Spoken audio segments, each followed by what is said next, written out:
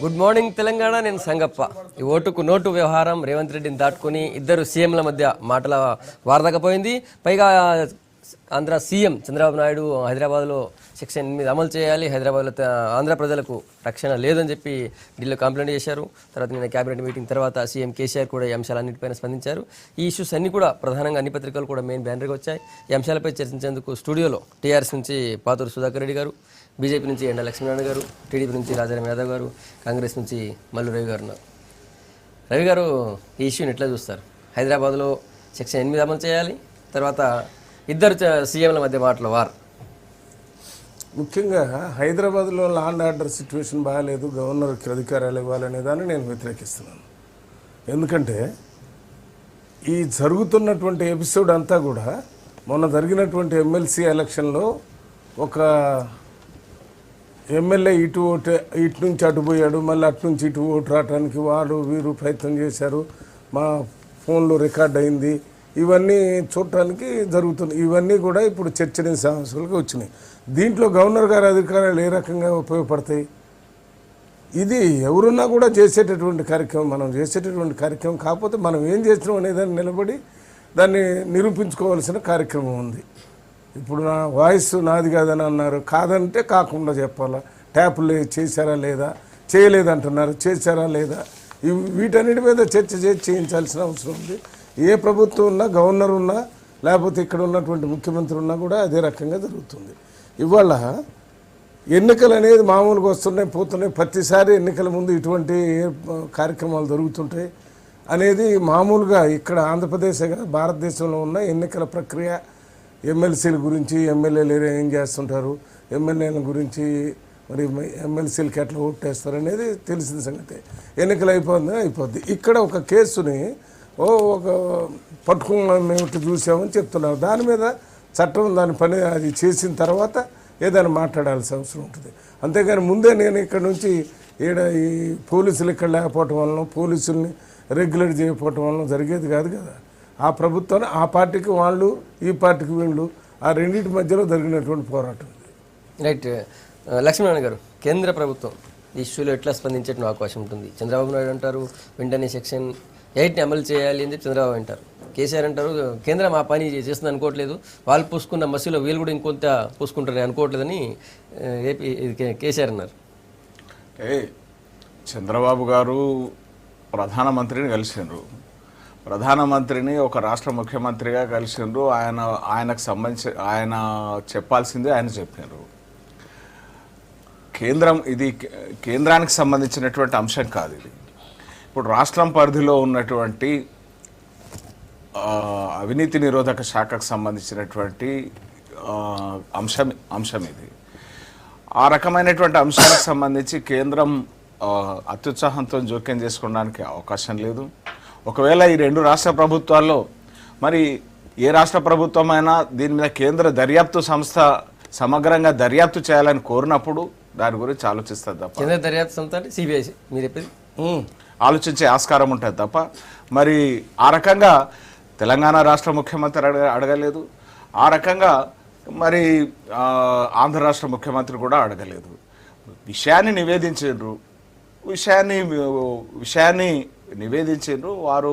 విషయాన్ని సమగ్రంగా ఆయన చెప్పినటువంటి విషయాన్ని వారు ఆలకించారు అంతే తప్ప దాని మీద కేంద్రం వైపు నుంచి మరి ఈ రకంగానో ఆ రకంగానో ఊహాగానాలకు ఊహిస్తున్నట్టుగా ఆ రకమైనటువంటి ఒకటి తెలంగాణ బీజేపీ పరిణామాలను కేంద్రం గమనిస్తుంది. తెలంగాణ బీజేపీ నాయకులు ఇష్యూ ఎక్కడ కూడా స్పందించట్లేదు.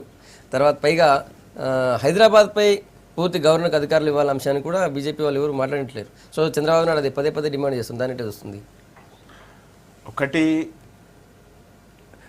మొన్నటి వరకు హైదరాబాదు అంశంలో అధికారాల విషయంలో ఎక్కడ కూడా ప్రశ్న తలెత్తలేదు. పోనీ ఆ రకమైనటువంటి లా అండ్ ఆర్డర్కి వచ్చినటువంటి ఇబ్బంది కానీ సమస్య కానీ ఏమీ లేదు. మరి ఇప్పుడు చంద్రబాబు గారు ఆ రకంగా ఆ సెక్షన్ గురించి మాట్లాడుతున్నారు అని అంటే వారికి ఆవేదన ఉండొచ్చు.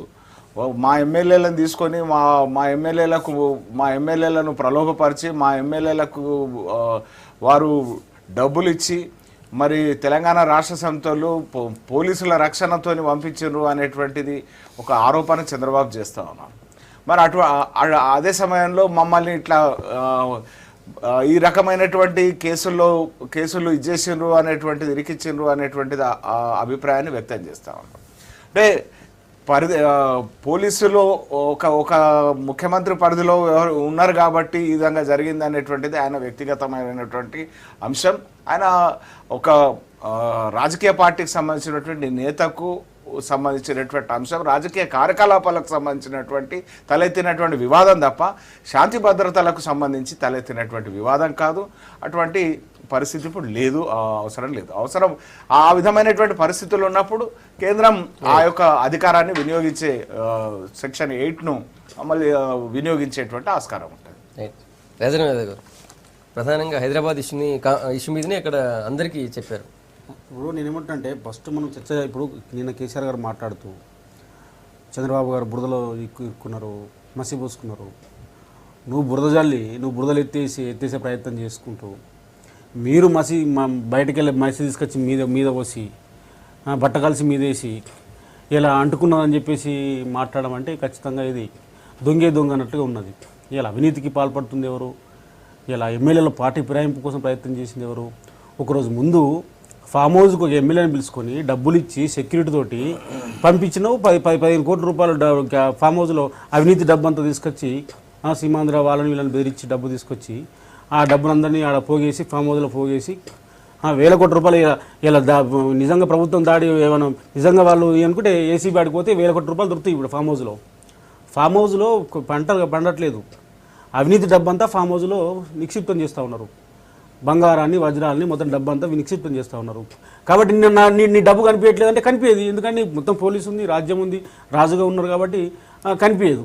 ఎదుటోడు చేసిన దాన్ని ఇలా నీకు అంటే నువ్వు ఖచ్చితంగా పొడుస్తావు. నువ్వు తెలుగుదేశం పార్టీ మీరు గమనించండి, 33 మంది ఎమ్మెల్యేలు గత అసెంబ్లీలో ఉంటే అప్పుడు 10 మంది తీసుకున్నావు. ఎలక్షన్ కంటే ముందు కొంతమంది తీసుకున్నావు. మళ్ళీ ఇవాళ 15 మంది గెలిచిన తర్వాత దాదాపుగా మళ్ళీ 5గురిని తీసుకొని ఈరోజు 20 మంది ఎమ్మెల్యేలు అండి ఎమ్మెల్సీకి భారతీయ జనతా పార్టీ తెలుగుదేశం పార్టీ అంటే ముగ్గురు ఎమ్మెల్యేలు మిగులుతారు. అవసరమే లేదు. ఇంకా ముగ్గురు ఎక్కువ ఉన్నారు మాకు. ఇవాళ నువ్వు 63 ఉంటే 85 పెట్టి నువ్వు పోటీ చేసి నువ్వు రకరకాల ఇబ్బంది పెట్టి హైదరాబాద్ లో అక్కడికి వస్తాను సార్. ఏమంటే ఇలా స్టీఫెన్స్ అన్ని కానీ రకరకాలుగా నువ్వు బెదిరించి రకరకాలుగా తీసుకొని ఇలా ఏదో బురద అల్లి మసిపూసి ఉన్న బట్ట కాల్చి మీదేసి ఇలా మళ్ళీ మీరే బురదలు ఇరుక్కున్నారు, మీరే మసి పూసుకున్నారు అనే పద్ధతిలో మీరే బట్ట కలుసుకొని మీరు వేసుకున్నారు అనే పద్ధతిలో మీరు బట్ట కలిసిర్రు. కాబట్టి ఏంటంటే ఇలా చర్చ జరగాల్సింది. స్పష్టంగా ఏసీబీ రైడ్ లో రేవంత్ రెడ్డి దొరికారు. ఆ తర్వాత ఇష్యూస్ అన్ని కూడా బయటకు వచ్చి 5 రోజులు జరుగుతున్న చర్చ కాదు. నేను నిన్న స్పష్టంగా ఢిల్లీలో ప్రెస్ మీట్ పెట్టి ఖచ్చితంగా తెలంగాణలో అంటే హైదరాబాద్ లో ఆంధ్ర వాళ్ళకి రక్షణ సెక్షన్ 8 అనేది రాజ్యాంగబద్ధంగా వచ్చినటువంటి అంశం. తెలంగాణకు నష్టమైన కార్యక్రమం కాదు. తెలంగాణ రాష్ట్రం ఏర్పాటు చేస్తున్న క్రమంలో చాలా సంవత్సరాలుగా ఇక్కడ కొంతమంది ఎవరైతే మనం సీమాంధ్ర సంబంధించిన వాళ్ళు ఉన్నారో, మైనార్టీలుగా ఉన్నారో, వాళ్ళు మైనార్టీ అవుతారు. 2 రాష్ట్రాలు ఏర్పడతాయి. వాళ్ళకి రక్షణ కానీ ధన ప్రాణ రక్షణ కోసము కొంత వాళ్ళ పోయేంత వరకు రాజధాని షిఫ్ట్ చేసుకునేంత వరకు వాళ్ళకి సంబంధించిన రక్షణ కోసము 8 సెక్షన్ ఏర్పాటు చేసిండ్రు. దాన్ని అమలు పరచాలన్న తప్పేముంటుంది నాకు అర్థం కాదు. ఇలా ఫోన్ ట్యాపింగ్ చేస్తూ ఉన్నారు, ఎమ్మెల్యేలు ఫోన్ ట్యాపింగ్ చేస్తూ ఉన్నారు, మంత్రులు ఫోన్ ట్యాపింగ్ చేస్తూ ఉన్నారు. అది చేయొద్దని చెప్పేసి అడగాలి కదండి. తప్పెట్లయితుందండి అది. ఇప్పుడు సెక్షన్ 8 ఒక్క నిమిషం, సెక్షన్ 8 ని అమలు చేయడం అంటే తెలంగాణ వ్యతిరేకం కాదు. రాజారాం గారు ఎందుకొరకు అంటే యూనివర్సిటీ నుంచి చక్కగా నేరుగా రాజకీయాలకు వచ్చింది కాబట్టి కొద్దిగా చట్టం ఏదో చదవాలి. చట్టంలో చదువుకోనది మరి ఇక వాళ్ళ పార్టీ అధ్యక్షుడే అట్లున్నాడు. ఏం చేస్తాం చెప్పండి. ఇప్పుడు పునర్విభజన చట్టం వచ్చింది, ఆ చట్టం ఆచరణలో ఉన్నది. ఆ ఆచరణలో 8 సెక్షన్ కూడా ఆచరణలో ఉంటుంది. కాబట్టి ఎట్లనైతే ఎప్పుడైతే హైదరాబాద్ కాదే మీరు కాదు మీ నాయకుడే తీర్మానం చేసే క్యాబినెట్ మీటింగ్లో పాపం దురదృష్టం ఏమిటంటే సెక్షన్ 8 ఆచరణలోనే ఉన్నది. ఇక్కడ ఏమన్నా శాంతి భద్రతలు భంగం కలిగినప్పుడు గవర్నర్ గారు తప్పకుండా దాన్ని ఆచరణ పెట్టేటువంటి అవకాశం ఉంటుంది. కాబట్టి దాంట్లో మేమైతే డిస్ప్యూట్ అయ్యేటువంటి అవకాశం లేదు. ఎందుకంటే తెలంగాణ క్యాబినెట్ తీసుకున్నటువంటి ఒక నిర్ణయం పోలీసులు ఏవైతే వినియోగించానో ఆ వినియోగించకపోతే, క్యాబినెట్ నిర్ణయం కూడా సరిగ్గా లేకపోతే అప్పుడు గవర్నర్ విచక్షణాధికారాన్ని వినియోగిస్తాడు. అది సెక్షన్ 8 దాని ప్రకారంగానే చేస్తాడు గవర్నర్ గారు. కాబట్టి ఆ నివేదిక అంతా ఎప్పటికప్పుడు నివేదిక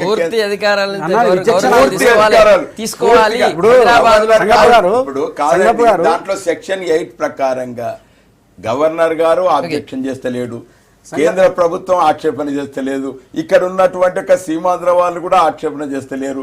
అయ్యా మాకు శాంతి భద్రతలకు భంగం జరిగినాయని ఎవరు చెప్తలేరు.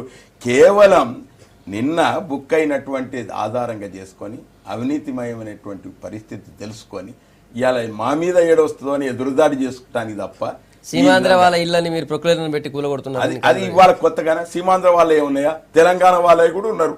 తెలంగాణ ఆంధ్ర అనేటువంటి ఒక భేదాభిప్రాయం లేకుండా అక్రమంగా నిర్మాణాలు చేసినటువంటి వాళ్ళు ఎవరైనా జరుగుతూ ఉంటుంది. అది చట్టం పని చట్టం చేస్తా ఉంటది. అది నువ్వు ఆంధ్రాలో చేస్తుంది, తెలంగాణలో చేస్తుంది. నేను ఒక విషయం చెప్తున్నా, చట్టం పని తను చేయకుండా ఈ ముఖ్యమంత్రులు ఎందుకు కుస్తీ పోటీలాగా ఇవాళ ఇక్కడ ముఖ్యమంత్రి గాని అక్కడ ముఖ్యమంత్రి గాని ఇక్కడ ప్రజలు గాని అక్కడ ప్రజలు గాని తలదించుకునే విధంగా ఒకళ్ళు నేను చంపేస్తానంటే నేను నిన్ను చంపేస్తానంటే చట్టం దాని పని అన్న సుధాకర్ రెడ్డి గారు చట్టం దాని పని దాన్ని చేసుకుని మీరు ముఖ్యమంత్రి గారు కూడా ఒక్క మాట కూడా మాట్లాడలేదు. ఎట్లా నేను తెలంగాణ ముఖ్యమంత్రి అంటాం లేదు, ఆంధ్ర ముఖ్యమంత్రి కానీ తెలంగాణ ఇద్దరు కూడా మర్చిపోయారు ముఖ్యమంత్రులు అనే సంగతి. ఏంటిది ముఖ్యమంత్రుల స్థాయిని దిగదార్చి మాట్లాడుకుంటుంటే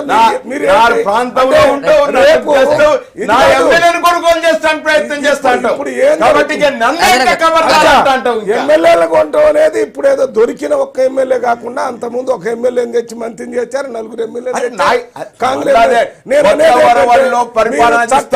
రవి గారు మీరు చట్టం ప్రకారం భవిష్యత్ అనేటువంటి పరిపాలన అంటే ఎట్లుంటదో తెలంగాణ ప్రజలు చూసినట్టుగా ఆ రకమైనటువంటి పరిపాలన సాగిస్తున్నాం. కాబట్టి దానికి ప్రజలు జేజేలు కొడతారు. మీరు అందరు కూడా అడగపోయేటట్టుగా మీ భూమి అంతా కదులుతుంది, మీ పార్టీలకు మనుగడ ఉండదనేటువంటి రీతిగా ఈ రకమైనటువంటి సుధాకర్ రెడ్డి గారు ఒక రికార్డు వేసుకుని వచ్చాడు. ఏమడిగినా జేజేలు కొడుతున్నారు.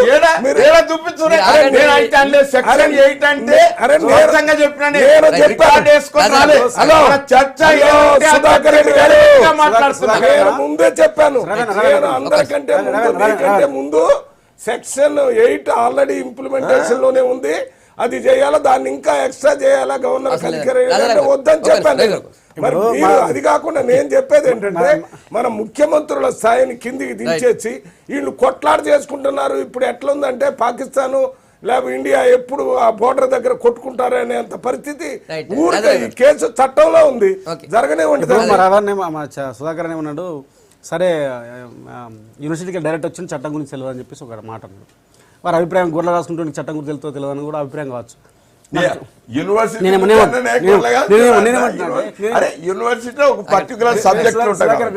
మా అన్న నాకు చాలా గౌరవం అన్న అంటే, నేను పొలిటికల్ సైన్స్ చదువుకున్నా, లా కూడా చదువుకున్నా.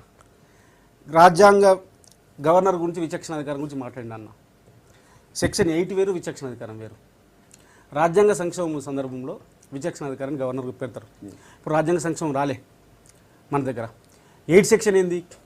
తెలంగాణ ప్రాంతం పునర్విభజన చట్టంలో భాగంగా తెలంగాణ రాష్ట్రం ఏర్పడేటప్పుడు హైదరాబాద్లో ఉన్నటువంటి సీమాంధ్రకు సంబంధించినటువంటి వాళ్ళకి ధనమాన రక్షణ కోసము కొన్ని ప్రత్యేకమైన హక్కులు కల్పిస్తూ దాన్ని ఇక్కడ ప్రభుత్వం చేయదు కాబట్టి ఒక అపనమ్మకాలు ఉన్నాయి కాబట్టి మనం కూడా ఒప్పుకున్నాం. కాబట్టి తెలంగాణ రాష్ట్రం వచ్చిన తర్వాత చూసుకుందామని చెప్పేసి మనం ఒప్పుకున్నాం. కాబట్టి గవర్నర్ కొన్ని అధికారాలు ఇచ్చే కార్యక్రమం సెక్షన్ 8. అదిన్ని రాజ్యాంగ సంక్షేమం వచ్చినప్పుడు మాట్లాడుతారు, గవర్నర్ విచక్షణ అధికారం అని చెప్పి అన్న మాట్లాడతాడు, తెలంగాణకు వ్యతిరేకం అని చెప్పేసి మాట్లాడతారు. అది కాదు, ఎయిట్ అనేది సీమాంధ్ర ప్రాంతంలో ప్రజల అరే, రక్షణ కోసం ఓకే. గవర్నర్ కొని చంద్రబాబు నాయుడు అన్నట్టు హైదరాబాద్ లో ఆంధ్ర వాళ్ళకి రక్షణ కరువైందా, ఆంధ్ర వాళ్ళ ఇల్లు కూలగొడుతున్నారా, ఆంధ్ర వాళ్ళకి భయభ్రాంతులు కలిగిస్తున్నారా? చంద్రబాబు నాయుడు అన్నారా? మొన్న ఏమంటే అయ్యప్ప సొసైటీలో చేసింది ఏందండి? గురుకుల ట్రస్ట్ లో అందరి ఇల్లు కూలగొట్టారు. అక్రమంగా కట్టిన నిర్మాణాలని తెలంగాణ వాళ్ళకి కూలగొట్టాలని సీఎం స్పష్టం ఒక బ్లాక్ మెయిలింగ్ రాజకీయాలకి ఈ ప్రభుత్వం పాల్పడుతుంది. మహారాష్ట్రలో శివసేన ఎట్లయితే చేసిందో భూమిపుత్రుల పోరాటం పేరట చేస్తూనే మొత్తం నార్త్ ఇండియన్స్ ఉంచిన వ్యాపార వర్గాన్ని బెదిరించి రాజకీయం చేసే క్రమం శివసేనకు సంబంధించింది. బాల్ ఠాకరే కానీ తర్వాత వచ్చినటువంటి మిగతా బ్యాచ్ అంతా కూడా తెలంగాణ నాయకులు కూడా హైదరాబాద్ పైన పూర్తి అధికారం శాంతి భద్రతలను ఇవాళ టీఆర్ఎస్ పార్టీ కూడా రాజారామన్న స్పెసిఫిక్ గా మాట్లాడారు. మీ పార్టీ వాళ్ళు తెలంగాణలో ఉండే తెలుగుదేశం పార్టీ మొత్తం ఆంధ్ర పార్టీకే ధరాదత్తం చేద్దామా? నేనేమంటే దొరలకు దాదాపు నీకు కాదు తెలంగాణ ఉన్నది. దానికి మాట్లాడితే ఏ పార్టీ ఉండొద్దు, మేమే ఉండాలి, ప్రజాస్వామ్య భారతీయ జనతా పార్టీ ఉండొద్దు, తెలుగుదేశం పార్టీ ఉండొద్దు, తెలంగాణ బిడ్డకు అధికారం ఉండాలా వద్దా? ప్రజలకు ఉండాలి అధికారం, ప్రజలే కాదు ప్రజలతో ఎన్నుకున్నటువంటి బిడ్డకు అధికారం ఉండాలా వద్దా? ఇప్పుడు తెలంగాణ అధికారం ఉండాలంటే నువ్వేమనేది ఒరిజినల్ తెలంగాణ. సుధాకర్ రెడ్డి గారు అంటే బ్రహ్మాండమైనటువంటి పరిపాలన ఇస్తున్నాం, మరి నభూతో నా భవిష్యత్తు అనేటువంటి పదాలన్నీ వాడుతూ ఉన్నారు. ఈ రాష్ట్ర ముఖ్యమంత్రి గారు ఏ కార్యక్రమానికైనా ఏ అంశానికైనా అద్భుతం అనేటువంటి పదాన్ని పదే పదే జోడిస్తూ ఉంటారు.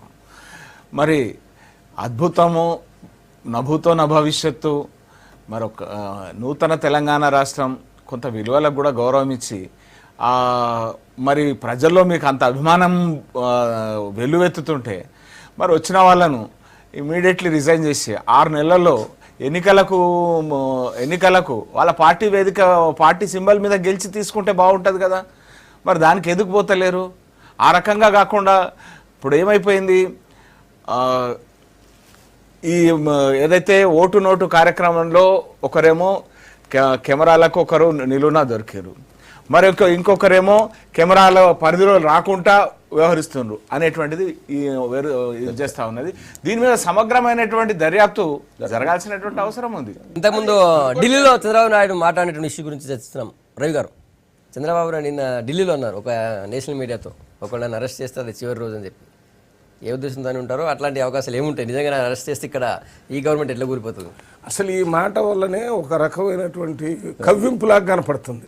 అసలు ఆయన ఎందుకు అరెస్ట్ చేస్తారో మాకే అర్థం కాదు. ఎక్కడో ఫోన్ ట్యాపింగ్ అన్నారు, కేసే పెట్టలేదు. ఇంకా కేసు పెట్టిన తర్వాత దాని మీద నిరూపణ జరగాల. నిరూపణ జరిగిన తర్వాత ఒకవేళ నిజంగా అరెస్ట్ చేయాల్సిన పరిస్థితి వచ్చి చేస్తే ఈ ప్రభుత్వం ఎందుకు పడిపోద్ది? అంటే నన్ను పట్టుకుంటే మాత్రం ఎవరైనా పోతారనేటటువంటి విధానం మంచిది కాదు. నీ దగ్గర తప్పు లేదు, తప్పు చేయలేదనేది నిరూపించేటటువంటి కార్యక్రమంలో ముందుండాలి. అంతే తప్ప నన్ను అరెస్ట్ చేస్తే మాత్రం మీ ప్రభుత్వం పడితే ఏంటిది? ఏ రకంగా జస్టిఫికేషను? మీరు ఒక్కటే నిరూపించాలి. చంద్రబాబు నాయుడు గారు కానీ టీడీపీ నాయకులంతా ఒకటేంటంటే ఇది తప్పు, ఈ కేసు తప్పు, ఇది తెలియలేదని చట్టం ద్వారా, చట్టంలో మనకు కూడా అవకాశం, మనకు లాయర్స్ ఇక్కడ అక్కడ తప్పు కేసు పెట్టారు, తప్పుడు కేసు వల్ల ఇరుక్కున్నాం, వీటన్నిటి మీరు ఆర్గ్యుమెంట్ చేయండి. అంతే తప్ప నన్ను అరెస్ట్ చేస్తే మీ ప్రభుత్వానికి చిరరోజు అంటే ఈ ప్రభుత్వానికి ఆ ప్రభుత్వానికి ఏం సంబంధం? ఆ చట్టం ప్రకారం అరెస్ట్ చేయాల్సి వస్తే చేస్తే ప్రజలు కూడా ఏమనరు. కానీ చట్ట వ్యతిరేకంగా నిరూపించకుండా చేస్తే చేస్తారు. ఎందుకు ఇప్పుడు కేసు పెట్టలేదు? ఊరికనే పెడితే ప్రజలు ఊరుకోరు, దానికి నిరూపించాలి కాబట్టి నడుస్తుంది. ఆ నడిచే విధానంలో ఇరికిచ్చారా ఇరికిచ్చలేదనే చర్చ జరుగుతుంది. రాజారాం గారు, అరెస్ట్ చేస్తారని టీడీపీ అనుకుంటుందా? చంద్రబాబు అట్లాంటి భయపడుతున్నాడు. ఏమంటే ఇప్పుడు ఒక రెండు ప్రభుత్వాలు, కేంద్ర ప్రభుత్వము, ఏ రాష్ట్రానికి ఆ రాష్ట్రము స్వతంత్ర రాజ్యాంగబద్ధమైనటువంటి హోదాలు ఉన్నటువంటి ప్రభుత్వాలు, ప్రజల చేత ఎన్నుకోబడిన ప్రభుత్వాలు. ఇలా ఒక ప్రభుత్వ అధినేత ఇంకో ప్రభుత్వ అధినేత అరెస్ట్ చేయడానికి లేదు. అది వీలు కాదు. వారి ఉద్దేశం ఏంటంటే అట్లా వీలు కాదు, మిమ్మల్ని అరెస్ట్ చేస్తారా అంటే నన్ను అరెస్ట్ చేయడానికి అక్కడ ప్రభుత్వం ఎవరు? ఆ ప్రభుత్వం నన్ను అరెస్ట్ చేయడానికి నాకు ఒక పోలీసు ఉంది, నాకు ఒక ఏసీపీ ఉంది, నాకు ఒక వ్యవహారం ఉంది, వాళ్ళకొక వ్యవహారం ఉంది. కాబట్టి నేను కేసీఆర్ని అరెస్ట్ చేయడానికి నాకు అధికారం లేదు, వారు నన్ను అరెస్ట్ చేయడానికి వారికి అధికారం లేదు. అట్లా ఏర్పడితే రాజ్యాంగ సంక్షోభం ఏర్పడుతుంది. రాజ్యాంగ సంక్షోభం ఏర్పడినప్పుడు సహజంగా ఇబ్బంది పడుతుంది ఆ ప్రభుత్వం అన్న ఉద్దేశం తప్ప ఆ ప్రభుత్వం ఏదో కూలిపోతుంది అని చెప్పేసి కాదు వారి ఉద్దేశం. రాజ్యాంగ చివరి రోజు అంటే ఏమంటే రాజ్యాంగ సంక్షోభం ఏర్పడుతుంది, రాజ్యాంగానికి విరుద్ధంగా ఆ ప్రభుత్వం చేస్తే అది ఖచ్చితంగా మరి పతనం అయ్యే కార్యక్రమం ఉంటుంది. కాబట్టి అట్లాంటి అవకాశం లేదు, అట్లాంటి అవసరం ఉండాల్సిన అవసరం ఆ ప్రభుత్వానికి లేదని చెప్పడం వారి ఉద్దేశం. రైట్. ఒకటి లక్ష్మణ్ గారు చెప్పారు, మళ్ళీ రవి గారు వస్తాను. కేంద్రంలో బీజేపీ తన మిత్రపక్షంగా ఉంది, సన్నిహితంగా ఉంది కాబట్టి బీజేపీ అండతోనే ఈ గవర్నమెంట్ కూల్ చేస్తామన్న ఉద్దేశంతో అన్నారని చెప్పి నిన్న టీఆర్ఎస్ నాయకులు కొంతమంది అన్నారు. అంటే అట్లా చేస్తారా? ఒక విషయం మీకు ఇక్కడ చెప్పాల్సిన అవసరం ఉన్నది. 365 రోజు పరిపాలన తర్వాత ఒక్క మచ్చ లేకుండా, ఒక్క ఆరోపణ లేకుండా ప్రభుత్వాన్ని నడిపినటువంటి చరిత్ర భారతీయ జనతా పార్టీని, నరేంద్ర మోడీ గారి నేతృత్వంలో ఈ భారతీయ జనతా పార్టీ నడిచింది. మీ ప్రభుత్వానికి సంబంధించి మరొక విషయం చెప్తా ఉన్నాను, నేపథ్యం చెప్తా ఉన్నాను, మా ట్రాక్ రికార్డ్ చెప్తా ఉన్నాను, దాని ఆధారంగా మీరు ఊహించుకోవచ్చు. అది లాల్ కృష్ణ అద్వానీ గారి మీద చిన్న మెత్త ఆరోపణ వస్తే వెంటనే రిజైన్ చేసి ఆరోపణలు తేట తెల్లం అయిన తర్వాత అది నిరాధారమైనటువంటి ఆరోపణ అనే తర్వాతనే పార్లమెంట్లో అడుగు పెట్టారు. మరి ఇక్కడ ఇవాళ ఏదైతే ఓటు నోటు అనేటువంటి కార్యక్రమం పరిస్థితులు ఏవైతే ఉన్నాయో, అంటే కేంద్ర ప్రభుత్వాన్ని దేశంలో ప్రజాస్వామ్య వ్యవస్థలో ఇంత పెద్ద దేశానికి సంబంధించినటువంటి కేంద్ర ప్రభుత్వాన్ని ఒక్క ఓటు విషయంలో మరి అనైతికమైన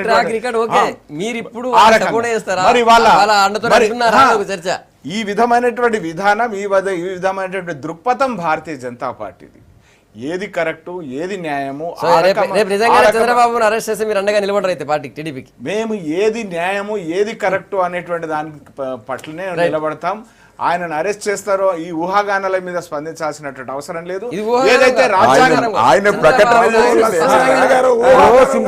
ముఖ్యమంత్రి గారు చేస్తే మా ప్రభుత్వం పడిపోద్దని అంటున్నారు, దాని మీద చెప్పు. ఎవరు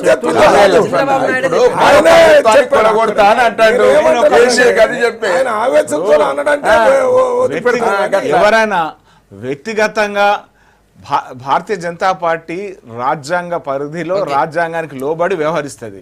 ఎవరైనా వ్యక్తిగతంగా నన్ను అరెస్ట్ చేస్తే అక్కడ ప్రభుత్వం పడిపోతుందని ఆ ఎమోషన్లో ఏదైనా మాట్లాడితే అది ఆ వ్యక్తికి పరిమితమైనటువంటి అంశం. దానికి కేంద్ర ప్రభుత్వానికి ఆపాదించాల్సినటువంటి ఏమాత్రం అవకాశం లేదు.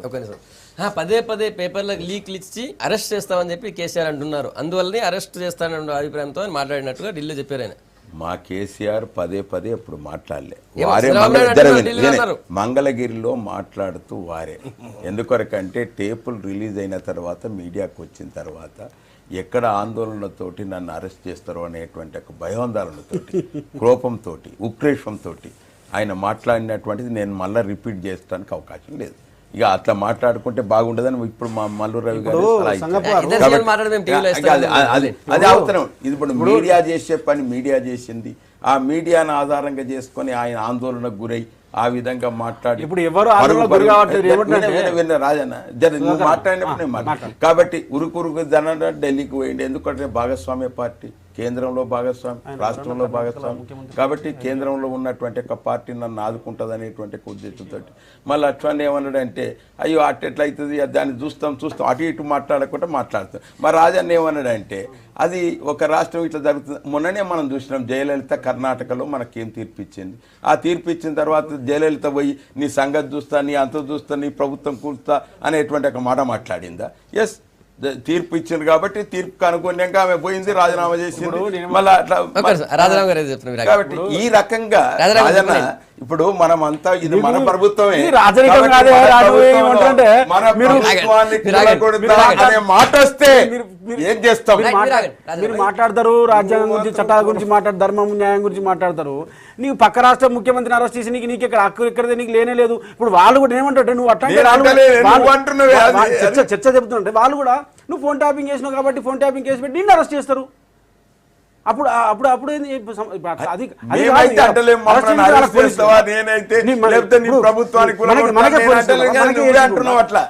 వాళ్ళు కూడా రేపు వాళ్ళ పోలీసు కూడా ఉంది, రేపు కేసీఆర్ గారిని అరెస్ట్ చేస్తారు ఫోన్ ట్యాపింగ్ కేసు కింద. కాబట్టి అది వ్యవహారం కాదు, అది కాదు విషయం. కరెక్ట్ చెప్పే. ఎవరి పరిధిలా డీజీపీ ఉన్నా, ఎవరి పరిధిలా ఏసీబీ ఉన్నా, అది వ్యక్తుల కోసం కాదు, వ్యవస్థ కోసం పనిచేయాలి. ఒక్కటండి, ఇప్పుడు నేను ఏం చెప్తున్నానంటే కవ్వించేటటువంటి కార్యక్రమాలు ఎవరు చేయకూడదు. ఇప్పుడు ఇది చట్టం లోపల పడే చట్టం ప్రకారం జరిగే కార్యక్రమం కదా. ఇక్కడ మాట్లాడితే ఇక్కడ ముఖ్యమంత్రి గారు నిన్ను అరెస్ట్ చేస్తాము, ఏనాడు ఎప్పటికైనా జరిగిద్దంటే నీ అరెస్ట్ చేస్తే నువ్వు పడిపోతావని అవతలు చెప్తున్నావు. ఏంటిది? చట్టం ప్రకారం అయితే ఈ ముఖ్యమంత్రి చేస్తారా ఆ ముఖ్యమంత్రి చేస్తారా కానీ అరెస్ట్ చేసేటటువంటి హక్కు ముఖ్యమంత్రుల్ని ప్రధానమంత్రులను కూడా చేసేటటువంటి పరిస్థితి వ్యవస్థ మన దేశంలో ఉంది. అయితే ఎవరైనా చేస్తారు, మా ముఖ్యమంత్రి నువ్వు చేయకూడదు, మీ ముఖ్యమంత్రి మేము చేయకూడదు, చట్టానికి లోబడి ఏ రకంగా. కానీ సుధాకర్ రెడ్డి గారు ఆయన ఏదైతే సీఎం పడిపోతారంటున్నాడో దాన్ని వ్యతిరేకిస్తున్నారు. అట్ ది సేమ్ టైం మీరెందుకు అసలు చట్టంలో తప్పు చేశాడని నిరూపించబడక ముందే నిన్ను అరెస్ట్ చేస్తారని చెప్పి మేమైతే అరెస్ట్ చేస్తామని ఎక్కడ కాబట్టి ఇప్పుడు పేపర్ల మీడియాలో సంగప్ప మీరు మీడియాలో వస్తున్నారు, ఆ రాతలను ఆధారంగా చేసుకొని పీకల దాకా మీరే చెప్తారు. దోషిగా నిలబడే ప్రయత్నం ఈ ప్రజలు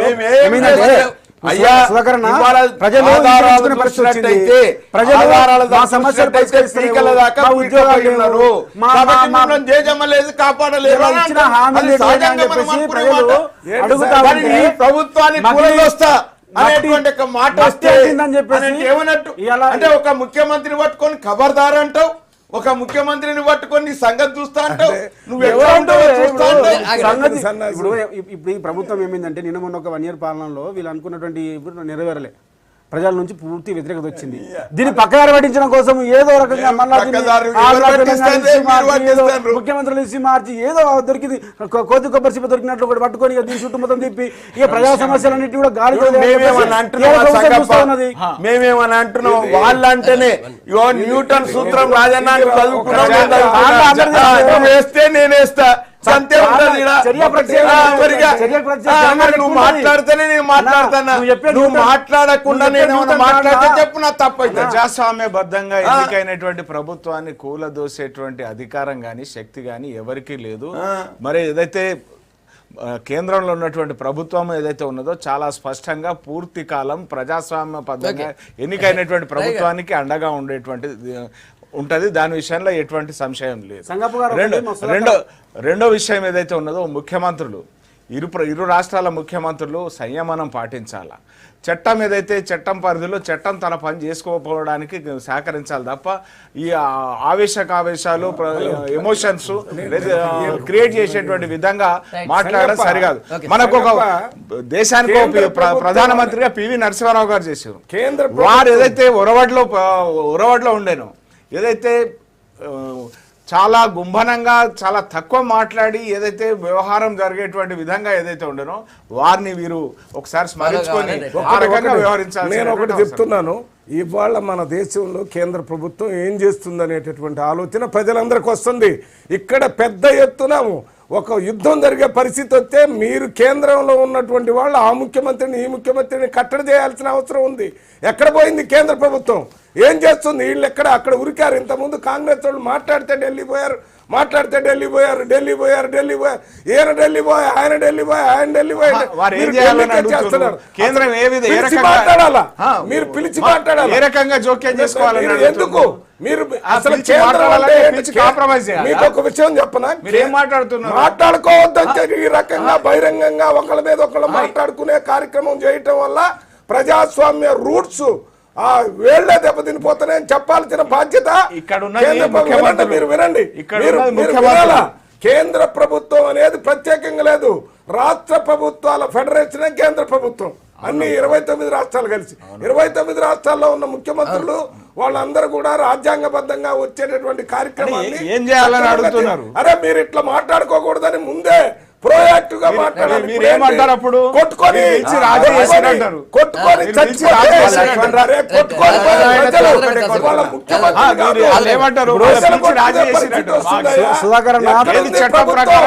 కేంద్ర ప్రభుత్వం ఏం చేస్తుంది? కేంద్ర ప్రభుత్వం కేంద్రం ఏం చేయాలి? నేను చెప్తాను జైని.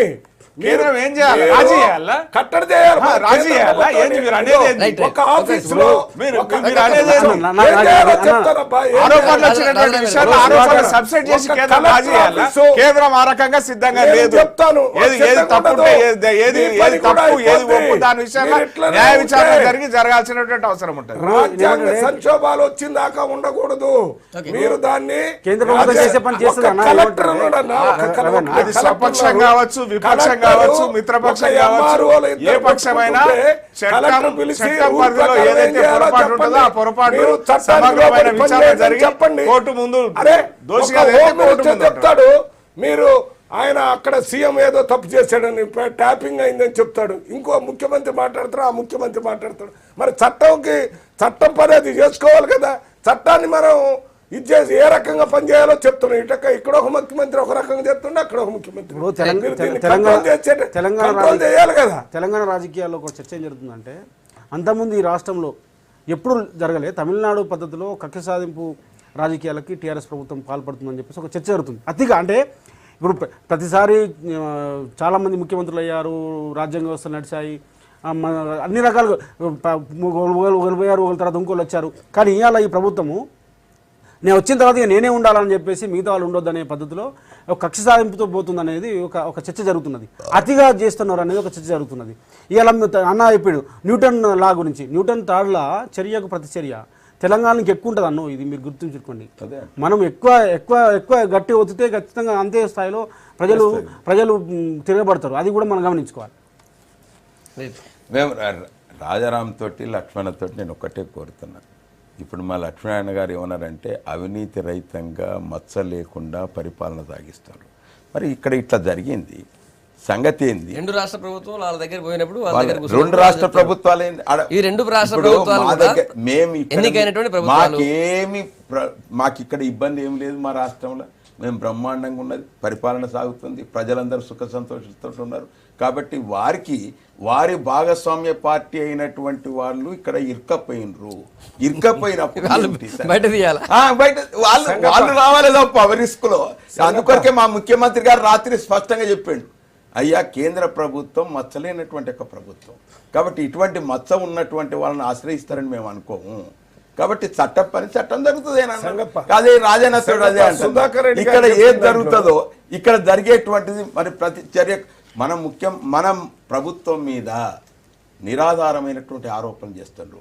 ప్రభుత్వం చూస్తా అనేటువంటి ఒక మాట చెప్తుండు. మనం కలిసికట్టుగా ఏం సంగతి నీ సంగతి అనేటువంటి ఒక మాట మనం అన్ని పార్టీలు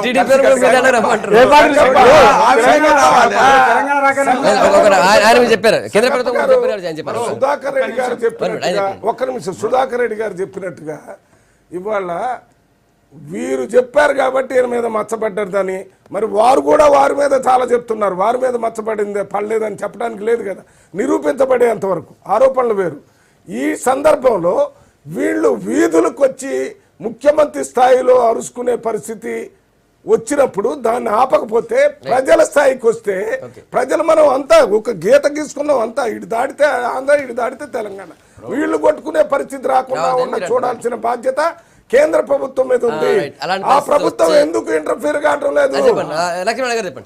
ప్రధానమంత్రి గారు ఇవాళ ఒక రాష్ట్ర ముఖ్యమంత్రి ఈ విషయంలో ఆయన వర్షన్ ఆయన వినిపించాడు. ఈ రాష్ట్ర ముఖ్యమంత్రి వర్షన్ వినిపించడానికి పోతే దానికి సన్నద్ధంగా ప్రధానమంత్రి ఉంటాడు. ఇరు రాష్ట్రాల ముఖ్యమంత్రులకు సంబంధించి వింటారు. నేను ఒక విషయం ఇక్కడ సుధాకర్ రెడ్డి గారికి నేను అడుగుతాను. ఇప్పుడు ఏదైతే మీరు ఆరోపణలు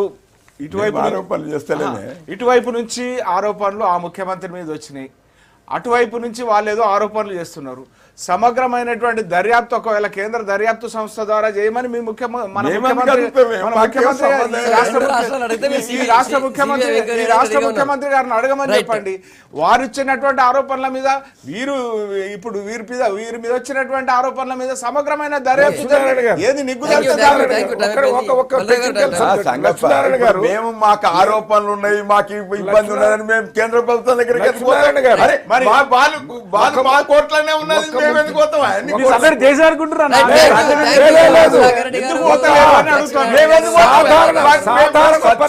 స్వచ్ఛం మచ్చలేనటువంటి నాయకత్వం మాది, స్వచ్ఛమైన పరిపాలన గుడ్ మార్నింగ్ తెలంగాణ అసాధారణమైన ఆదర్శంగా వాళ్ళ అసాధారణ పరిస్థితులు.